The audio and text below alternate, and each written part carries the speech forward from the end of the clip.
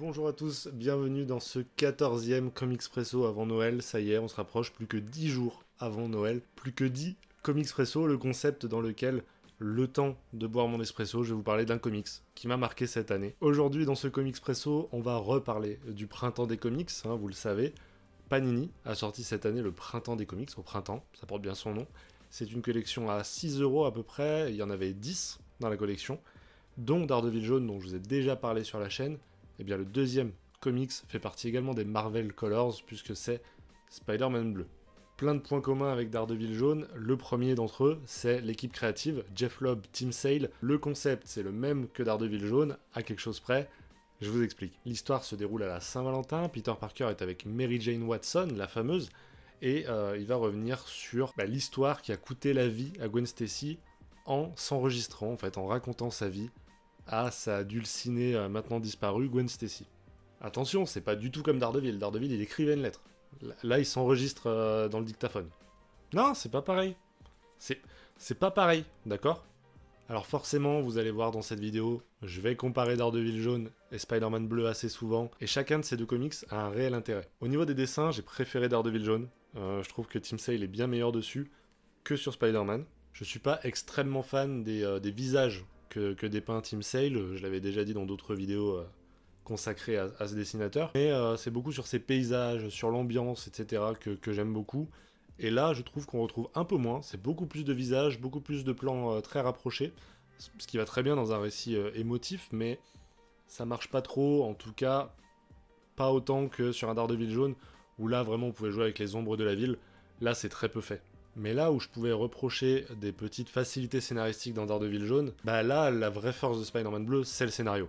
Il y a une vraie âme dans le texte. On sent que vraiment, il a donné une âme à Peter Parker, qu'ils se sont amusés à vraiment rendre ce récit utile pour comprendre la psychologie du personnage depuis des dizaines d'années, quoi. Et du coup, je trouve ça plus émouvant que Daredevil jaune. Honnêtement, je pense que c'est un des récits les plus émouvants que j'ai lus cette année, parce que réellement, on te dépeint les sentiments de Peter Parker, mais de but en blanc, on n'y met pas des fioritures tout autour. On a vraiment un personnage qui est tiraillé entre deux femmes. On voit qu'il est bien plus attiré par Gwen Stacy, et on connaît l'issue de tout ça, l'histoire de Gwen Stacy, de la mort de Gwen Stacy. Je pense que beaucoup la connaissent sans même l'avoir lu, c'était mon cas. Et c'est ça qui déchire le cœur. Je savais pas du tout pour l'histoire de Daredevil. Là, l'histoire de Gwen Stacy est bien plus connue à mon sens, et ça rajoute de la force au récit parce que on sait dans quelles conditions elle meurt. Donc par exemple, quand on nous parle de Norman Osborn dans le récit, on peut que le détester parce qu'on sait qu'il va être à l'origine de tout ça.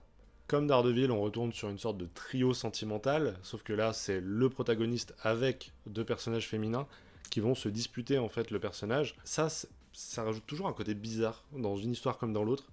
Non pas que ça n'ait pas sa place, mais je trouve que ça perd un côté romantique, un côté fleur bleue, pour le coup que j'aime bien dans ces récits-là.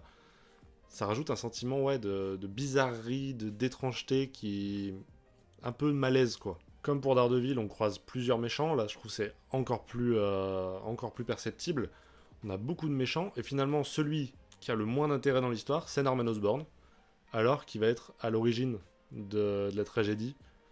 C'est bizarre comme traitement, mais ça fonctionne plutôt très bien même. Pourquoi je disais que sur la forme c'est un peu plus cohérent que Daredevil jaune? Parce que je trouve que Peter Parker, déjà c'est un personnage qui parle beaucoup plus que Matt Murdock. Donc le fait qu'il prenne un dictaphone, qu'il décide de s'enregistrer pendant qu'il est en train de se balader dans New York et qu'il repense à sa vie d'avant, pour moi c'est très cohérent avec le personnage, avec un personnage qui de base parle beaucoup tout seul. Ensuite, il nous parle vraiment de la rencontre avec Gwen Stacy, c'est vraiment sa vie, on va dire, de civile, elle est mise au premier plan, et en conséquence, on a le super-héros derrière. Là où j'avais l'impression que dans Daredevil jaune, c'était potentiellement l'inverse, et que ça allait pas dans le cadre du récit. Et finalement, c'est grâce à cette construction-là qu'on a une belle mise en valeur de pouvoir égale responsabilité, cette fameuse phrase de l'oncle Ben, un grand pouvoir implique de grandes responsabilités, c'est exactement ça. C'est hyper compliqué parce que il doit concilier les deux vies. Plus il s'implique dans sa vie de super-héros et plus il s'éloigne de ses amis, voire de ses futures conquêtes. Pour le coup, on est très empathique, enfin moi je suis très empathique par rapport à ce Peter Parker, parce que tu sens que c'est vraiment un fardeau d'avoir ces pouvoirs-là, et que sans ça, potentiellement, il vivrait une vie 10 fois plus heureuse, il serait probablement avec Gwen Stacy, donc l'amour de sa vie. Ensuite, on a le personnage de Mary Jane, qu'on voit donc sur 2 timelines. À la fois, on voit la Mary Jane avant, qui est persuadée que Peter Parker est le mec parfait, etc. Et qui finalement va se faire voler la vedette par Gwen Stacy petit à petit, mais qui est aussi résolu à comprendre dans le futur que Gwen Stacy c'était l'amour de sa vie. Et je trouve ça très intéressant finalement que ces deux femmes se soient côtoyées et que Mary Jane comprend en fait pourquoi Gwen Stacy est aussi importante pour Peter. Et c'est là toute la puissance de la fin de ce récit. Peter arrive à la fin de son enregistrement, arrive au moment finalement où Gwen Stacy va pas tarder à y passer, hein, quand il raconte sa vie et leur rencontre. Et il est sur son canapé, ou je sais plus où, en train d'enregistrer. Et Mary Jane rentre dans la pièce. Et Peter est tout confus parce qu'il sait pas comment expliquer ce qu'il est en train de faire. Il sait pas... c'est pas logique de faire ça, c'est pas quelque chose qui se fait, et il aurait dû tourner la page, entre guillemets. Et Mary Jane le comprend, mais à 1000%, et elle lui dit juste passe-lui le bonjour de ma part. Et vraiment, je crois que c'est cette case qui m'a mis mais un coup dans la tronche, putain, en une phrase. Je me suis dit waouh, tu vois à la fois l'amour de Mary Jane pour Peter, tu vois son respect pour Gwen Stacy, pour l'histoire qu'elle a eue avec Peter et comment est-ce qu'elle a changé le personnage. Tu vois que Peter le fait en plus, il dit vraiment t'as le bonjour de Mary Jane, c'est toute cette case, elle donne tout un sens à l'histoire, et je trouve que c'est ça qui rend le récit mais aussi important, honnêtement. Il a été important dans cette année 2021, ce récit. En une case, on peut donner sens à tout un récit, à tout un personnage. Masterpiece. Donc voilà, si jamais vous trouvez Spider-Man bleu à 6€ dans votre boutique préférée, n'hésitez pas à foncer dessus, c'est pas très long, et potentiellement ça va vous mettre la claque d'émotion que ça m'a mis.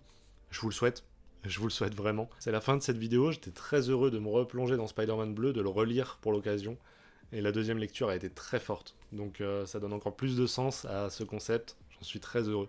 J'espère que cette vidéo vous aura plu, si c'est le cas, n'hésitez pas évidemment à liker la vidéo et à vous abonner si c'est pas déjà fait. Nous on se retrouve demain pour un nouveau Comicspresso. D'ici là, portez-vous bien et passez une bonne journée les amis. Ciao tout le monde.